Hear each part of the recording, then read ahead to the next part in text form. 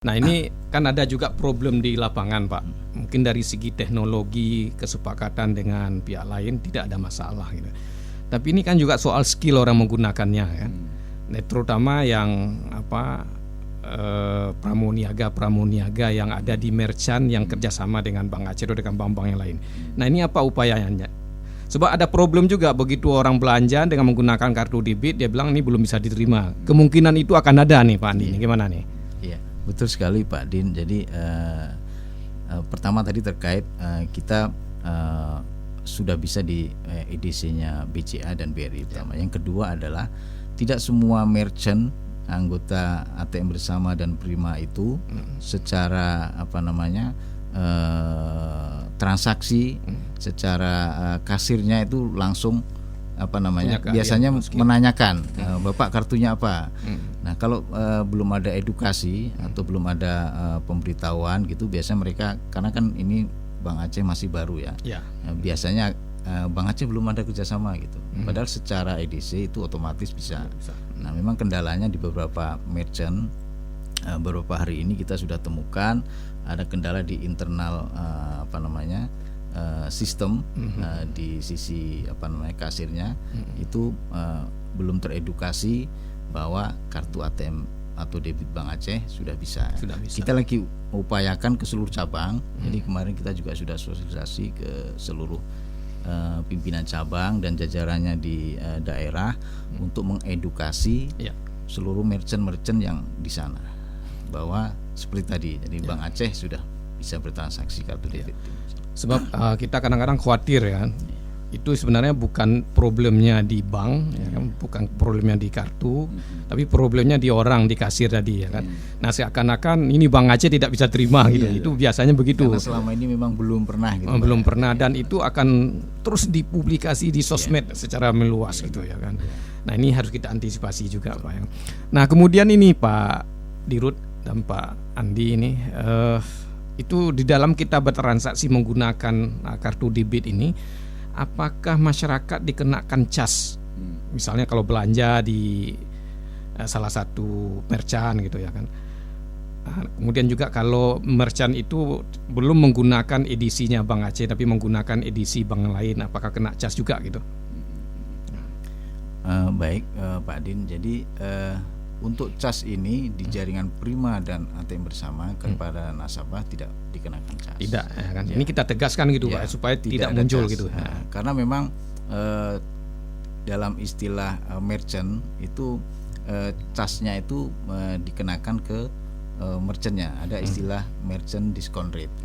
Nah sebelum Bank Indonesia dulu meluncurkan National Payment Gateway atau NPG itu setiap bank tuh bebas menerapkan MDR Pak. Nah, jadi karena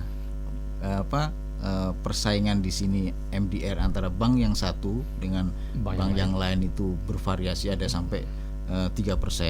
Nah ini impactnya kan tentu ke nasabah, sehingga mereka gimana nih untuk menalangi ini terlalu besar MDR yang dikenakan ke kami gitu. Akhirnya ada efek-efek seperti itu sehingga dikenakan ke nasabah. Nah setelah lahirnya NPG itu sekitar 2018 kalau nggak salah itu Bank Indonesia menyamakan semua MDR-nya 1%. 1% ya. Jadi semua bank dalam jaringan baik Prima atau yang bersama di NBG itu semuanya 1%. Nah kalau misalnya menggunakan edisi kartu debit Bank Aceh, edisi Bank Aceh apa kena cas juga gitu 1% itu? Kalau edisi Bank Aceh kita belum punya Pak. Oh belum, ini masih kita menggunakan edisi yang bank-bank lain ya. Kita produk kartu debit kita ini adalah murni debit issuer. Jadi kita cuma mengeluarkan kartu debit. Mesinnya seperti Pak Hajir tadi sampaikan, edisi ke depan ini sepertinya time to marketnya sudah akan berubah gitu Pak. Jadi kita nggak mengajukan izin sebagai pemilik edisi atau acquirer istilahnya. Karena kita anggap mungkin tidak lama lagi ini akan out ya. Akan berganti dengan teknologi yang lain termasuk mobile banking gitu misalnya. Baik nih Pak Hajir, setelah kita diskusi panjang lebar soal kartu debit, Ini tentu juga terkait dengan perkembangan bank ke depan. Nah, kita tahu Bank Aceh ini kan sedang melakukan transformasi besar-besaran gitu. Baik itu pengembangan SDM maupun juga penggunaan teknologi. Mungkin Pak Ijir bisa menjelaskan langkah-langkah yang dilakukan Bank Aceh dalam rangka melakukan transformasi baik untuk digital ini maupun juga untuk kesiapan SDM-nya. Ya, saya kemarin dengar informasi juga ada perombakan struktur di dalam juga untuk mensupport ini gitu Pak. Nah, mungkin pada kesempatan hari ini bisa dijelaskan gitu Pak, supaya masyarakat juga tahu gitu. Baik Pak Din, tadi di awal kita sudah membuat statement yang bahwa sebaik-baik kita adalah yang kehadiran kita bermanfaat bagi masyarakat. Bank Aceh sebagai satunya lembaga kita yang mungkin besar sekarang untuk Aceh ya Pak ya, itu tentunya kehadiran juga harus bermanfaat kepada masyarakat. Oleh karenanya kami berupaya dengan sangat semua instrumen Bank Aceh Syariah didukung oleh semua stakeholder Pak ya, dan masyarakat semua yang mendukung sepenuhnya Bank Aceh Syariah tentu juga hal demikian.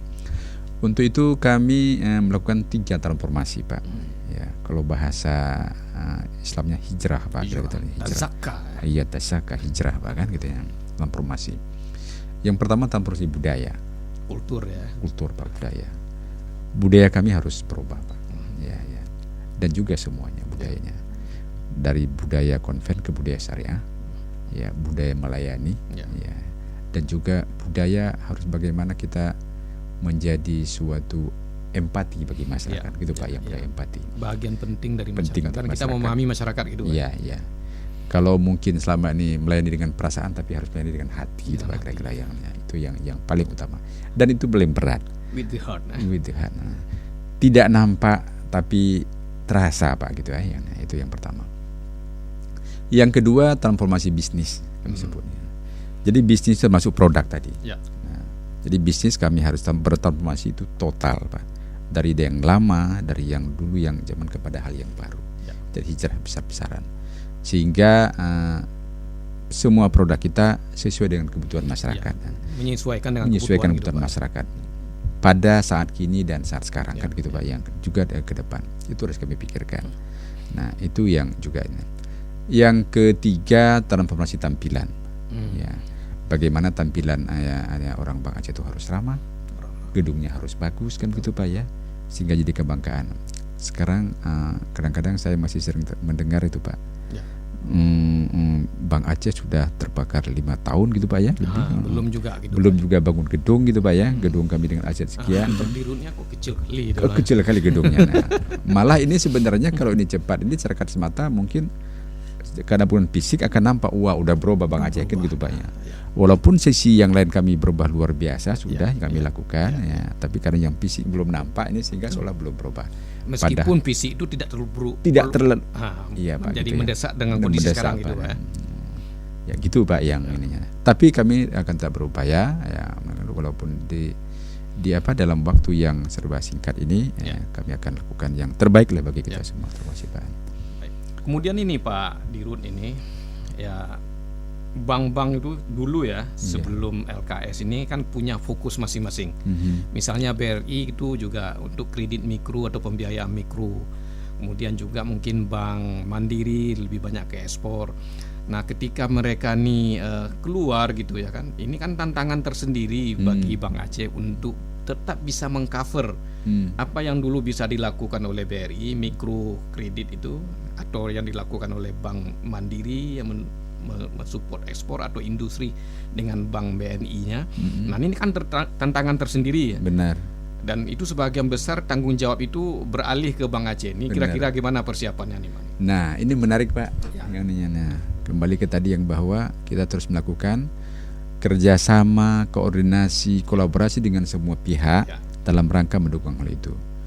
Contoh yang utama adalah untuk mendukung sehingga Bank Aceh bisa sampai ke pelosok-pelosok.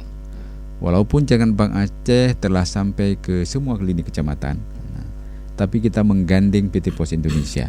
Nah, di samping sampai ke pelosok itu juga dalam rangka mempercepat bantuan sosial yang selama ini dikelola oleh teman kami BRI mereka nggak ada, nanti akan keluar Bank Aceh gitu kan Pak, yang beralih ke Bank Aceh. Nah, semua sifatnya bantuan sosial itu nanti akan Bank Aceh, dan kami kerjasama dengan PT Pos Indonesia.